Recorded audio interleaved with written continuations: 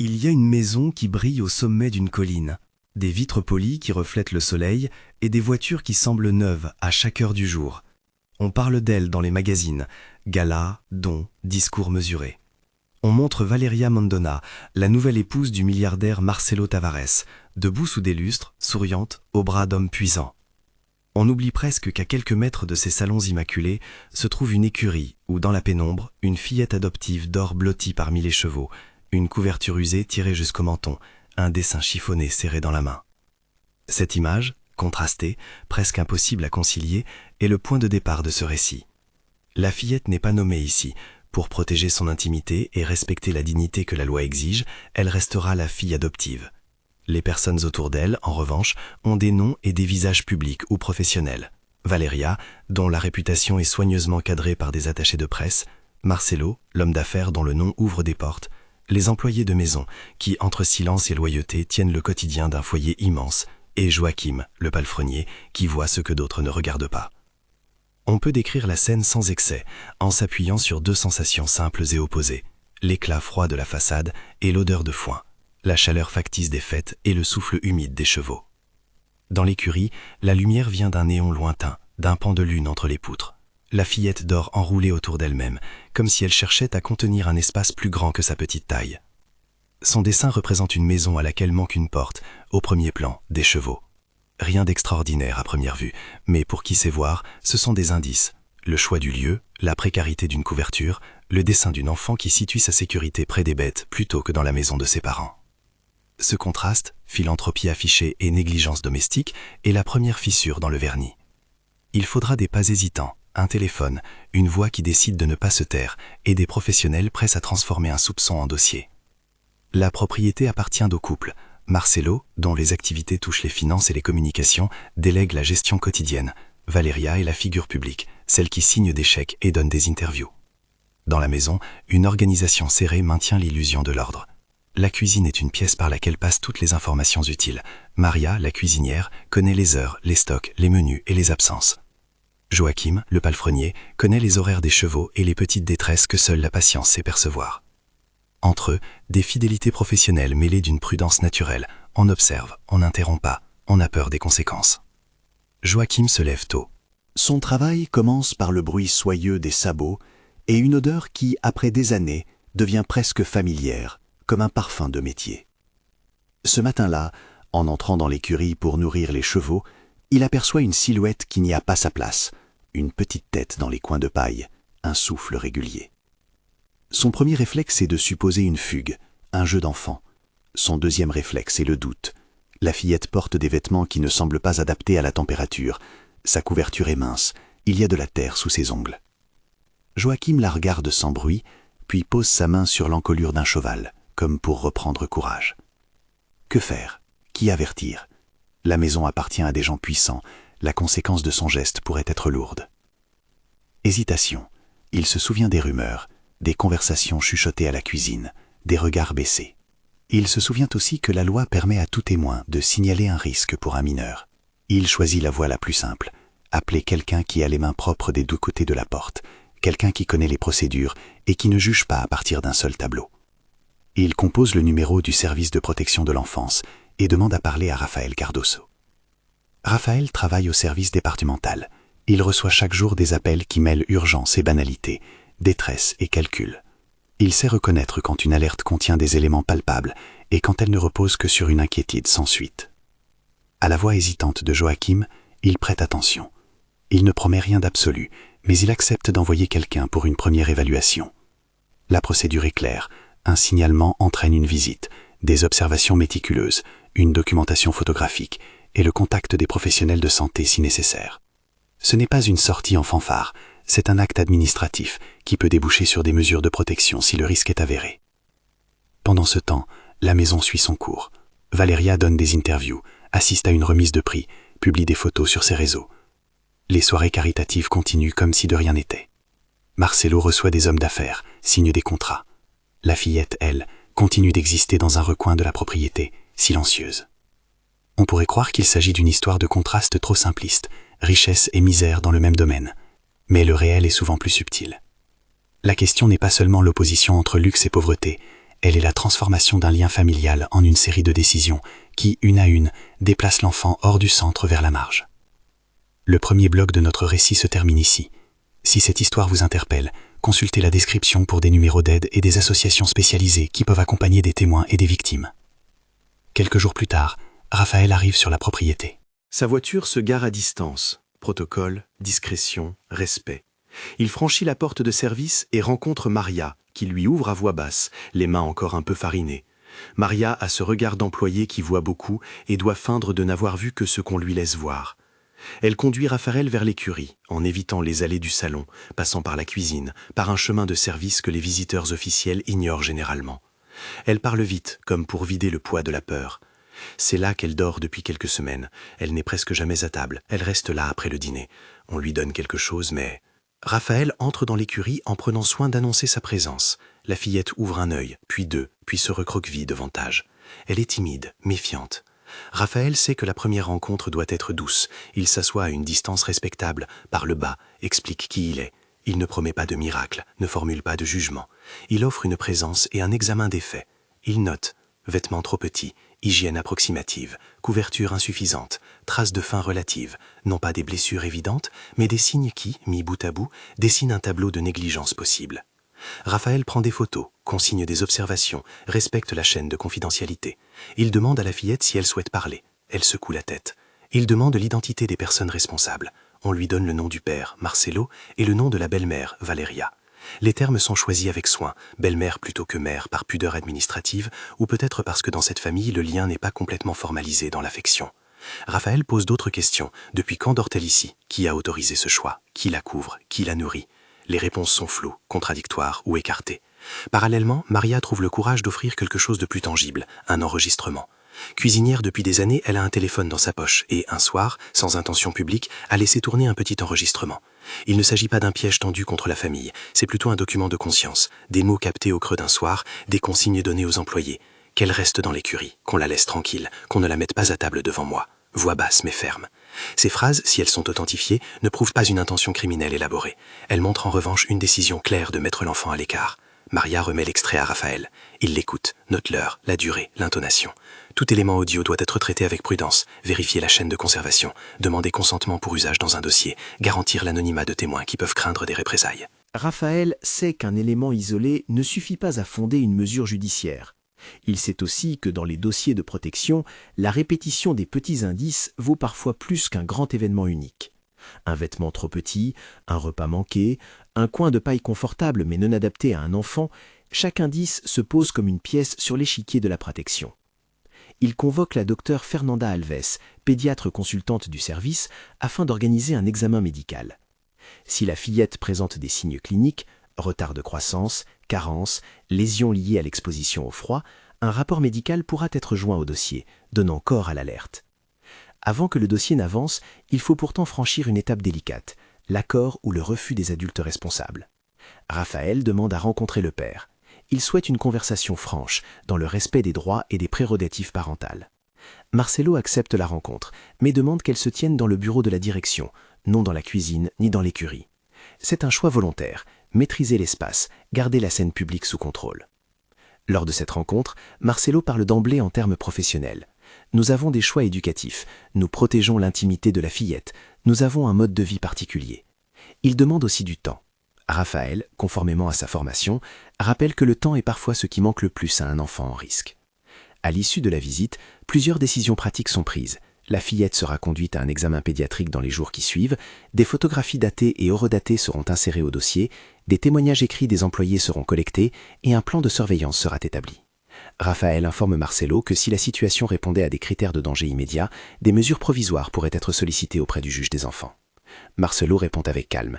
Il affirme sa volonté de coopérer, mais demande que toute démarche soit conduite dans la discrétion. La discrétion, il le sous-entend, protège la réputation de la famille. Ce moment de négociation révèle l'un des thèmes récurrents, le pouvoir de l'argent et de la réputation. Pour une famille visible, la transparence peut être perçue comme une menace. Dans un tel contexte, les institutions publiques sont appelées à agir avec fermeté, mais aussi avec méthode, pour que leur action ne soit pas balayée par des pressions informelles. Raphaël sait que la protection ne se construit pas seulement dans la confrontation, elle se construit dans l'assemblage de preuves solides et un suivi prudent. La fillette, elle, ne comprend pas les subtilités des démarches administratives. Elle sait seulement qu'un homme enregistre, qu'un médecin viendra et que le chaton de l'écurie, parfois, se glisse contre elle. Elle dessine. Ces dessins deviennent des pièces du dossier. La répétition d'un paysage où elle est séparée d'une maison, la présence permanente de chevaux au premier plan, des silhouettes adultes floues en arrière-plan. Les dessins ne prouvent rien juridiquement, ils parlent cependant à ceux qui savent lire la solitude d'un enfant autrement que par les mots. Au milieu de ces gestes professionnels, des relais existent. Patricia Montero, journaliste d'investigation, n'est pas encore informée. Son rôle interviendra plus tard lorsque des éléments juridiques et éthiques seront réunis et que l'intérêt public exigera une mise en lumière documentée. Pour l'instant, l'intervention reste circonscrite à la sphère des services sociaux et de la santé. Raphaël établit un calendrier. Examen pédiatrique dans les 2 jours, audition des témoins, collecte des preuves matérielles. Il prévient Marcelo qu'il existe des voies judiciaires si la coopération n'apparaît pas suffisante. La première nuit, après la visite, la fillette ne dort pas bien. Les chevaux soufflent, le foin craque, et elle tient son dessin comme une encre. Maria, qui a remis l'enregistrement, passe une partie de son service à s'assurer que la petite ait de l'eau chaude et un bol de soupe qu'elle laisse discrètement à la porte de l'écurie. Joachim range les box en évitant d'allumer trop de lumière. Son geste est simple, humain. Il offre une présence. Ces petits rituels ne font pas un rapport d'expertise, mais ils pèsent dans les récits qui seront racontés dans les dossiers. Le lendemain, l'examen pédiatrique est programmé chez la docteure Fernanda. Sa consultation commence par l'échange habituel. Identité, histoire, antécédents. Elle examine la fillette avec méthode, prise de la taille, du poids, examen cutané, évaluation du développement moteur et de l'état nutritionnel. Les résultats sont notés de façon chirurgicale, des marques de carence relatives, un poids en deçà des courbes attendues pour l'âge, pas de traumatisme aigu, mais des éléments qui, pour un spécialiste, orientent vers une surveillance rapprochée et une prise en charge nutritionnelle. Dans son rapport, Fernanda précise le degré d'urgence et recommande des mesures complémentaires, bilan sanguin, suivi psychologique, possible orientation vers un service de protection si les conditions de vie ne s'améliorent pas rapidement. Ce rapport médical, s'il n'est pas une condamnation, est une pièce objective. Il rejoint les observations de Raphaël et l'enregistrement de Maria. Ensemble, ces éléments commencent à former une trame qui tient la mesure de la négligence possible. Ils ne constituent pas une accusation, ils constituent une base pour demander au juge des mesures provisoires si la situation le justifie. La procédure exige cette prudence. L'administration ne peut se substituer à la famille sans preuve consolidée. À l'extérieur, Valéria continue d'entretenir son image. Elle enchaîne apparitions publiques et communiqués soigneusement rédigés. Pour elle, la maison reste un foyer où l'on travaille à protéger l'intimité. Lorsqu'on lui annonce qu'un service social a visité l'écurie et qu'un examen médical a eu lieu, sa réaction est contenue, presque mécanique. Nous coopérons naturellement, je ne commenterai pas des démarches en cours. Mais derrière ces mots, des acteurs commencent à s'activer. Conseillers juridiques, équipe de communication, amis influents. Il est fréquent que dans des dossiers mêlant notoriété et soupçon, la première réponse d'un entourage soit de contenir la crise plutôt que d'aller au fond des choses. Cela ne signifie pas automatiquement dissimulation, mais cela indique une volonté forte de contrôler la narration publique. Pendant les semaines suivantes, le travail de documentation s'intensifie. Raphaël rédige un rapport circonstancié. Il y inclut les témoignages écrits de Maria et de Joachim, l'enregistrement audio, les photographies datées, le rapport médical de Fernanda. Il demande aussi à rencontrer la fillette en entretien non formaliste afin d'évaluer ses besoins affectifs et psychiques immédiats. Il alerte l'instance judiciaire compétente, il existe les voies de la protection administrative, qui peuvent aboutir à une audience de protection où un juge examine s'il y a péril pour l'enfant. Au même moment, des signaux subtils apparaissent dans l'entourage de la famille. Appel discret à l'un ou l'autre employé pour leur rappeler les conséquences d'un témoignage publiquement connu. Offres implicites d'indemnisation à ceux prêts à garder le silence. Ce type de pression n'est pas rare lorsque l'argent et la réputation sont en jeu. Mais il est important ici d'insister sur la nuance. Une proposition financière quelconque ne constitue pas en elle-même la preuve d'une culpabilité. Elle témoigne cependant d'un climat où l'intérêt de réputation prime parfois sur la transparence.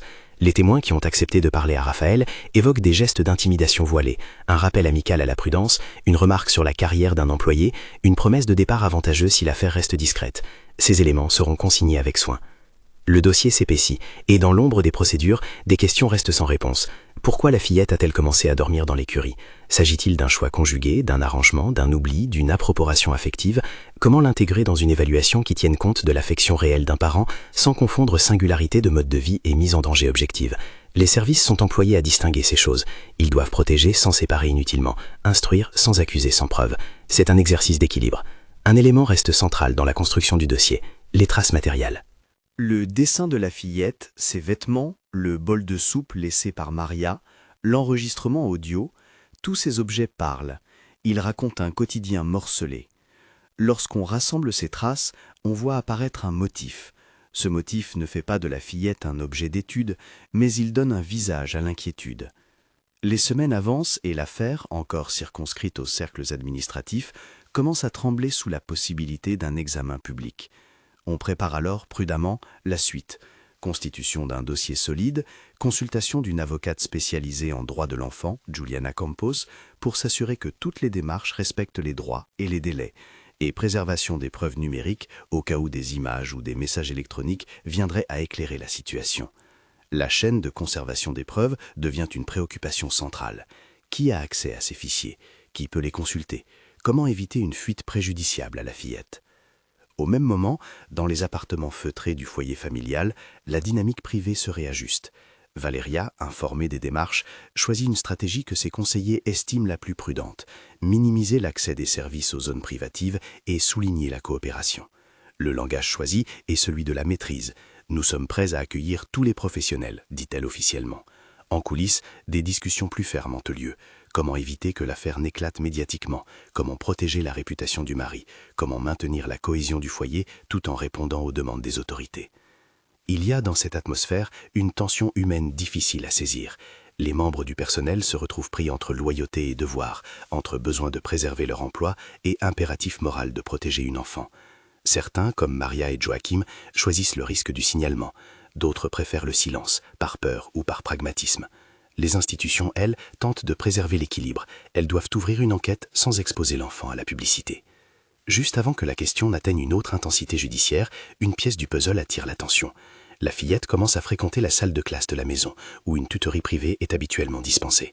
L'enseignante observe des signes d'isolement, une difficulté de concentration, et rapporte des remarques qui complètent le dossier. Elle note aussi des progrès après quelques séances de soutien. Ce petit progrès sert d'indicateur qu'une prise en charge peut produire des effets. Le mot « résilience » revient souvent chez les professionnels, mais il n'efface pas la nécessité d'un cadre sécurisé. La première partie de cette histoire s'achève sur une scène de transition. Raphaël, après avoir consolidé les pièces initiales, se rend au cabinet du juge des enfants pour exposer la situation et demander, le cas échéant, des mesures provisoires. Il sait que le juge ne rendra pas d'ordonnance sur une émotion, seulement sur des éléments démontrés et des évaluations rigoureuses. Mais il sait aussi que l'horloge tourne pour l'enfant. Au même moment, dans la maison, Valéria et Marcelo discutent, leur voix basse mesurant chaque mot, tandis que la fillette, quelque part à l'abri des regards, dessine encore une maison dont la porte reste fermée. Le dossier n'est pas clos. Les enjeux judiciaires et humains se précisent, et la suite dépendra de la capacité des institutions à allier preuves, précaution et écoute. Le dossier n'était pas clos, et l'étau judiciaire se resserrait avec la lenteur mécanique qui caractérise les procédures de protection. Suffisamment vite pour répondre à l'urgence de l'enfant, suffisamment méthodique pour respecter ses droits et ceux de sa famille. Le juge des enfants, une juge attentive aux nuances, reçut le dossier préparé par Raphaël. Photos horodatées, rapport clinique de la docteure Fernanda, transcription de l'extrait audio fourni par Maria, déclarations écrites des employés et premières évaluations psychologiques non intrusives. À la demande du parquet, une expertise informatique était jointe pour authentifier les enregistrements et rechercher des éventuels éléments complémentaires dans les systèmes domestiques. La salle d'audience n'était pas la grande scène médiatique que certains imaginaient. Elle était froide, presque neutre, délibérée dans son apparence, afin de préserver la dignité de tous les acteurs. Seuls quelques sièges étaient occupés. Raphaël représentait le service, Juliana Cantos, avocate spécialisée, assistait la fillette. Son rôle était de veiller à ce que la procédure soit au service du droit de l'enfant et non d'une logique de spectacle. Marcelo, présent, affichait une posture mesurée. Valéria renonça à assister, sur recommandation de ses conseils, afin d'éviter toute confrontation publique. Le juge souhaitait entendre les éléments dans l'ordre: constatation, pièces médicales, expertise technique et enfin les positions des parties. La docteure Fernanda exposa son rapport avec la précision d'un praticien habitué aux dossiers fragiles. Poids et taille conformes aux mesures, courbes comparées aux références pédiatriques, signes de carence nutritionnelle relative, absence de trauma physique récent, mais indices de privation répétés, repas sautés, propreté insuffisante, exposition au froid. Elle resta sur le terrain clinique, refusant toute conclusion morale au-delà de l'état de santé. Sa recommandation fut nette: une prise en charge nutritionnelle immédiate, suivi psychologique et constat que la situation domestique nécessitait une évaluation complète dans un cadre sécurisé. Raphaël présenta ensuite la description des faits observés, appuyée sur les traces matérielles. Les photos des vêtements, le dessin de la fillette, l'enregistrement audio. Il expliqua la signification du cliché d'un enfant dormant dans un lieu non destiné à l'habitat d'un mineur, la répétition de repas inadaptés et le signalement des employés. Il souligna que, dans les dossiers de négligence, la réunion d'indices faibles mais convergents peut constituer une base pour l'octroi de mesures provisoires, non pas pour punir, mais pour prévenir et assurer la sécurité immédiate. L'enregistrement audio fut présenté avec toutes les garanties procédurales attendues. Certificat d'authentification, chaîne de conservation expliquée par l'expert informatique. La bande ne contenait ni menaces explicites ni aveux, mais des consignes répétées et des phrases qui, dans leur contexte, traduisaient une volonté de maintenir l'enfant à l'écart. La transcription comportait des blancs, des intonations et des silences. Juliana demanda que toute interprétation linguistique soit prudente. Raphaël reconnut ce risque, mais insista sur le poids de l'intention apparente. Éloigner l'enfant des espaces communs, restreindre sa présence aux marges de la vie familiale. Le juge prit note. Il n'agissait pas sur l'émotion, mais sur la protection concrète d'un mineur. Juliana, mandatée pour représenter la fillette, fit une plaidoirie brève et centrée. Elle demandait des mesures proportionnées et temporaires, visant la protection et le maintien du lien avec le parent quand cela était possible. Elle proposa l'ouverture d'une mesure d'accueil provisoire, le placement de la fillette chez une famille d'hébergement qualifiée, des visites encadrées et un suivi thérapeutique. Son argument principal reposait sur un principe simple: éloigner l'enfant du lieu si le danger était avéré, mais sans rompre inutilement les liens familiaux si une réadaptation était envisageable. De son côté, l'avocate de la famille, appelée par le biais des services mais absente lors de l'audience initiale, fit valoir que la situation relevait de choix de vie atypiques et de circonstances particulières, non d'une volonté de nuire. Elle proposait des mesures moins coercitives: renforcement de la surveillance à domicile, adjonction de services de soutien parental et engagement écrit d'amélioration. La défense insista sur la coopération affichée par Marcelo et promit d'organiser un plan alimentaire et d'hygiène sous contrôle d'un professionnel. Le juge prit le temps de peser les propositions. Sa mission n'était pas de rendre un jugement moral, mais d'estimer le risque pour l'enfant. En droit de la protection, l'imminence d'un danger et la convergence d'indices suffisants autorisent des mesures provisoires. Le magistrat, en considérant le dossier médical et les preuves matérielles, décida d'ordonner des mesures conservatoires: placement provisoire de la fillette en dehors du domicile familial, dans un lieu d'hébergement spécialisé, interdiction de contact direct non supervisé avec la belle-mère Valéria, visite encadrée par les services sociaux pour le père Marcelo, obligation d'un suivi nutritionnel et psychologique, et maintien de la famille dans le processus d'accompagnement avec obligation de coopération. La décision fit basculer la situation. Elle n'était pas une condamnation, c'était une protection. Marcelo, à la sortie de l'audience, exprima une volonté de collaborer. Il signa les formulaires nécessaires et remit au service l'accès aux documents demandés. Valéria, dans un communiqué sobre, exprima sa préoccupation et sa disponibilité à coopérer, mots circonscrits et mesurés qui montraient combien l'enjeu médiatique restait central pour l'entourage. La procédure administrative prit alors un tour plus concret. Le service de protection organisa le transfert de la fillette vers un lieu sûr. L'instance choisit une famille de placement expérimentée, Elena et Alberto, déjà agréés pour des mesures d'urgence. Leur nomination répondait à un critère simple: proximité, compétence et stabilité. Le premier contact fut préparé avec soin. Raphaël fit le déplacement avec douceur, expliquant à la fillette, sans fioriture, que le changement était temporaire et motivé par son bien-être. On lui parla de la maison d'Elena et Alberto comme d'un lieu où l'on mangerait à heure fixe, où l'on aurait un lit chaud et une table de dessin. Le trajet se déroula dans une sorte d'immobilité feutrée. La fillette, blottie sous une couverture neuve fournie par le service, tenait son dessin serré. Elle ne savait pas encore que ce petit objet deviendrait, quelques semaines plus tard, la première étape d'un lent chemin de reconstruction. Dans la voiture, Raphaël resta attentif aux signes de détresse: respirations irrégulières, regard fuyant, petites mains qui triturent une mèche de cheveux. Il parla peu, laissant la place à la présence, à l'écoute silencieuse. L'accueil chez Elena et Alberto fut simple: un sourire, une chambre peinte d'une couleur douce, une peluche posée sur le lit. Les premiers gestes furent pratiques autant que symboliques. On proposa un repas chaud, on invita la fillette à déballer ses affaires, on lui montra où mettre ses dessins. Ce sont des gestes minuscules mais essentiels. Ils scandent la normalité retrouvée. Elena, avec une patience de professionnelle, évita toute question pressante. Elle offrit de la confiture et un jus, puis retira la couverture usée pour la remplacer par une qui sentait le savon et la maison. Le suivi psychologique prit place rapidement. Béatrice, psychologue spécialisée en enfants traumatisés, rencontra la fillette dans un cadre sécurisé. Les premières séances ne sont pas des déclics miraculeux, elles sont des points d'ancrage. Béatrice utilisa des outils adaptés: jeux symboliques, dessins dirigés, présence non intrusive. Elle nota une timidité marquée, un regard fuyant vers la porte, signe d'hypervigilance, et quelques difficultés à verbaliser les émotions. Progressivement, avec constance, la fillette accepta de dessiner. Ces premières feuilles conservèrent l'imagerie de la maison sans porte et des chevaux. Peu à peu, des détails nouveaux apparurent. Une fenêtre ouverte, une silhouette qui sourit de loin, une petite figure tenant une main. Ces nuances furent interprétées par Béatrice, non comme des preuves définitives, mais comme des indices d'une capacité à imaginer un espace sûr. La résilience prend souvent la forme d'un dessin qui, petit à petit, réadapte la réalité. Parallèlement au circuit de protection des mineurs, les enquêteurs techniques travaillèrent sur la question numérique. L'expertise informatique remit un rapport sur les fichiers domestiques, horodatage des vidéos de surveillance des dépendances, log de la caméra extérieure, messages échangés entre certains employés et membres de la famille. Le rapport ne contenait pas d'images dramatiques, mais il permit de reconstituer des habitudes, horaires d'absence de l'enfant des pièces à vivre, mouvements répétés vers l'écurie à certaines heures, échange de consignes entre collaborateurs. Ce travail contribua à la vision globale du quotidien et soutint la décision initiale. Face à cette progression, des tentatives d'influence se manifestèrent. Des propositions d'indemnisation pour le silence furent évoquées auprès d'un employé par l'intermédiaire d'un conseiller, une forme de pression souterraine qui, disent les témoins, visait à éviter toute divulgation. Maria et Joachim, pourtant fragilisés économiquement, refusèrent ces offres. Leur courage, exposé à la prudence du risque social, fut protégé par l'anonymat accordé par le service. Leur témoignage fut formalisé et sécurisé. Les tentatives d'intimidation furent consignées au dossier comme des éléments circonstanciels, non pas pour condamner, mais pour comprendre le contexte dans lequel le signalement s'était produit. L'affaire prit également une dimension médiatique, contrôlée et mesurée. Patricia Montero, journaliste d'investigation, contactée par Raphaël, aborda le sujet avec la prudence d'une professionnelle. Elle demanda l'accès aux pièces publiques, évalua la pertinence d'une publication et prit soin de préserver l'anonymat de l'enfant. Sa chronique ne visait pas la chasse au scandale, elle cherchait à interroger une question plus large, comment des gestes de philanthropie publique peuvent coexister avec des dysfonctionnements privés.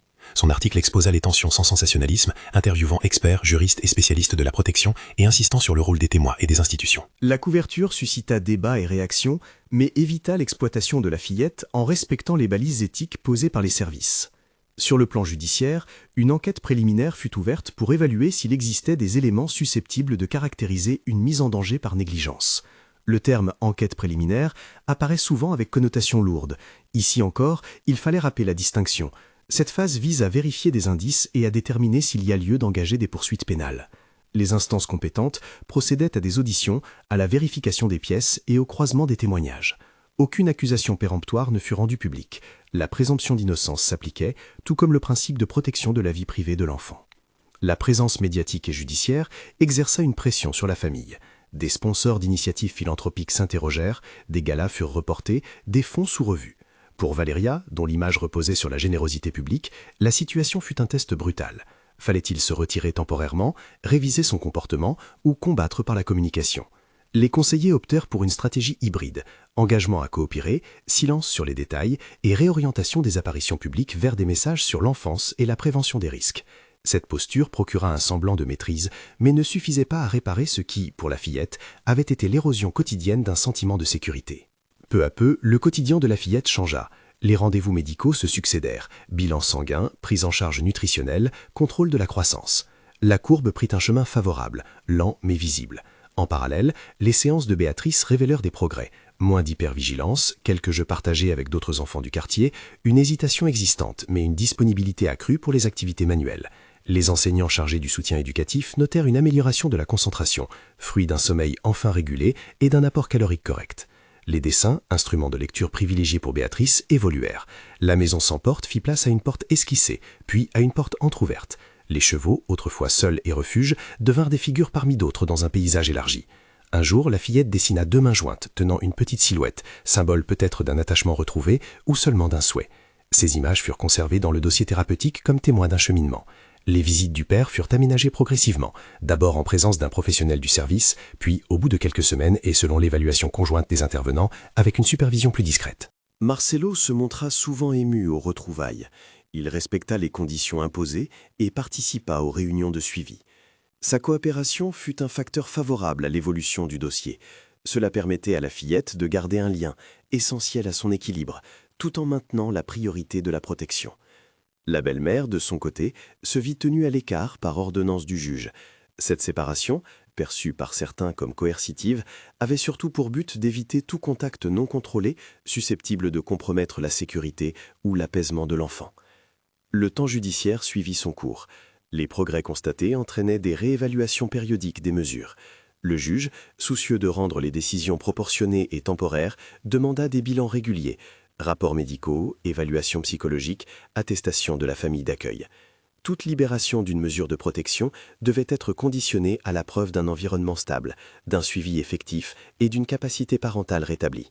Les services mirent en place un plan d'accompagnement parental, consultations, ateliers sur l'hygiène alimentaire, soutien logistique pour organiser la vie quotidienne, afin d'éviter une séparation définitive inutile et douloureuse si la famille montrait des capacités réelles de changement. La reconstruction ne fut pas linéaire. Il y eut des retours en arrière, des jours où la fillette repensait à l'écurie et retrouvait des oscillations dans l'humeur. Elena et Alberto, soutenus par les services et par des formations, eurent parfois à contenir des réactions de régression affective, refus de dormir, peur nocturne, cauchemars. Les professionnels réagirent par la constance, le cadre et des rituels rassurants. Un dîner à heure fixe, un rituel du coucher, la lecture d'une histoire. La stabilité du quotidien s'avéra plus thérapeutique que la seule explication des événements passés. À mesure que la fillette progressait, la question des responsabilités et de la transparence publique évolua. Patricia, avec prudence, publia un second article qui ne cherchait pas à stigmatiser des individus, mais à pointer des failles systémiques. Comment la reconnaissance sociale peut masquer des situations à risque, l'importance du signalement par les témoins et le rôle des services dans la protection préventive. Son enquête apporta des voix d'experts en protection de l'enfance, des témoignages anonymisés d'employés du secteur et des propositions pour améliorer les procédures d'alerte dans les milieux privilégiés. Les retombées pour la famille furent multiples. Révision des obligations internes, mise en place de règles de gestion du personnel, efforts affichés pour mieux encadrer les rythmes de l'enfant. Marcelo prit des engagements publics et privés pour renforcer le suivi familial. Il signa des accords de financement pour des programmes locaux en faveur de l'enfance, geste interprété par certains comme une volonté de réparation, par d'autres comme un geste stratégique. Dans tous les cas, la présence d'un contrôle externe, rapports périodiques, rencontres obligatoires, permit d'atténuer le risque d'un retour aux anciennes habitudes. Sur le plan institutionnel, l'affaire fit réagir. Des formations visant à sensibiliser les personnels employés dans des domiciles à risque furent accélérées. L'importance de protocoles de signalement rappelés, les procédures de préservation des preuves renforcées. Les services, appuyés par des associations, produisirent guides et campagnes pour inciter les témoins hésitants à porter la voix. L'écho public permit d'amplifier une conversation civique. La protection de l'enfant est une responsabilité collective qui dépasse la sphère intime. La fillette, quelques mois après le placement, montra des signes stables de rétablissement. Elle fréquentait une école de quartier, participait à des activités artistiques, riait parfois en compagnie d'Elena et d'Alberto. Son dossier médical montrait une progression régulière du poids et de l'état nutritionnel. Les séances avec Béatrice se transformèrent peu à peu. D'abord centrées sur l'apaisement, elles firent place à des ateliers de confiance, de dessin et de paroles réfléchies, toujours adaptés à son rythme. Le dessin, instrument de lecture intime, se mua en médium d'expression positive.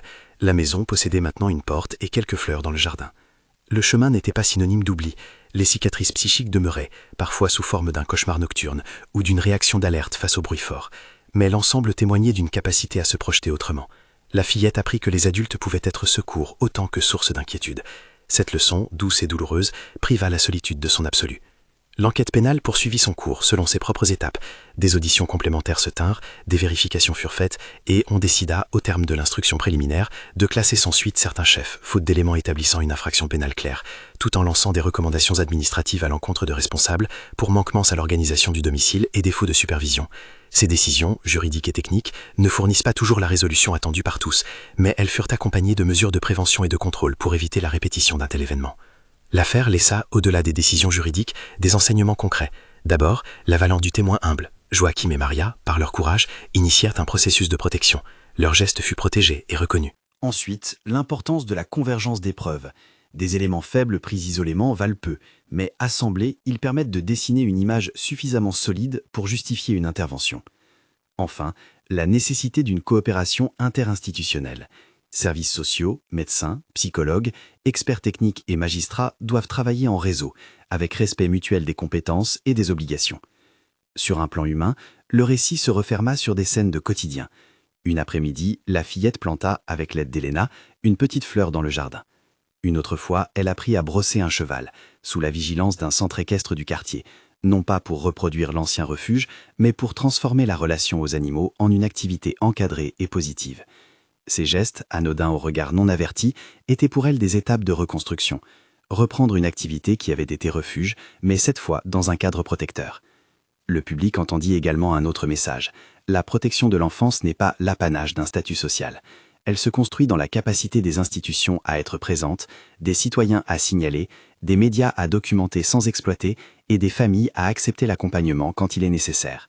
La philanthropie, les honneurs et la visibilité ne dispensent pas d'un devoir élémentaire, veiller à la sécurité et à la dignité des plus fragiles. La fillette, à mesure qu'elle grandissait, dessinait moins la maison sans porte et plus souvent des fenêtres ouvertes. Elle signa ses dessins d'un petit trait hésitant, qui, avec le temps, devint assuré. Le dernier dessin que l'on conserva dans le dossier, après plusieurs mois, montrait une maison entourée d'arbres, une porte bien dessinée et au premier plan, une petite silhouette tenant une main large. Ce dessin fut interprété par Béatrice non comme la fin d'un traumatisme, mais comme un jalon, la capacité de s'imaginer protégée et le désir d'une relation stable. À la fin de cette histoire qui mêle procédures et vie, il reste un appel discret mais ferme.